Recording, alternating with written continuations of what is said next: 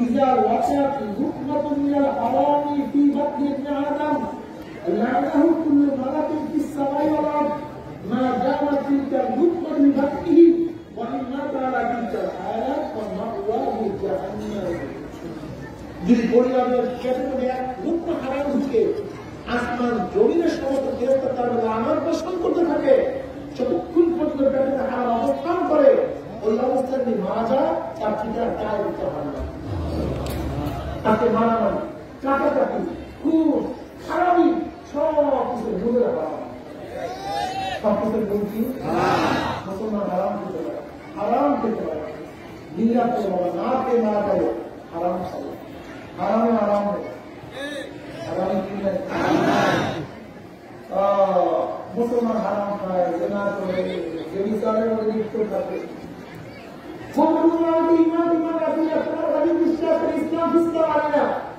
না মানলে তোমার পথে তুমি চলো আমি আমার পথে চলতে থাকি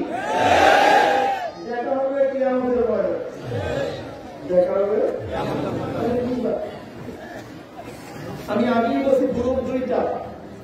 একদল মানবে না একদলে মানবে আবু জেহেল মানে নাই তার ছেলে মানছে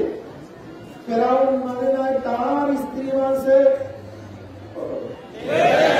নূহ আলাইহিস সালাম মানছে তার ছেলে মানে নাই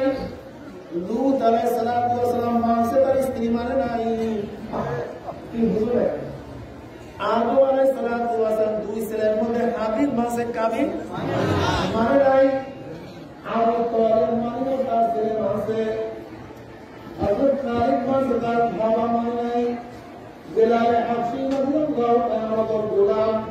আমার মাওলা তো পাগল বেলাল হাবশী রাদিয়াল্লাহু তাআলা নিজে গোলাম বাবার গোলাম দাদার গোলাম বংশের সবাই গোলাম ছিল কারো বুঝছিস এক টাকার মালিক ছিলেন না এক শত জমির মালিক ছিলেন না বেলাল হাবশী রাদিয়াল্লাহু তাআলা ঈমান আনার কারণে আমল করার কারণে আমার মহান রব্বুল আলামিন তার মর্যাদাকে এত বড় করিয়া বাড়াইছে এত উঁচা করিয়া বাড়াইছে যে মিরাজের রজনী জনাব মুহাম্মদ রাসূলুল্লাহ সাল্লাল্লাহু আলাইহি ওয়াসাল্লাম পায় আওয়াজ পাইতেছেন জিবরিল আলাইহিস সালাম বললেন ভাই জিবরিল কিসের আওয়াজ কার আওয়াজ জিবরিল আলাইহিস সালাম বলতেছেন বেলাল হাবশী পায় আওয়াজ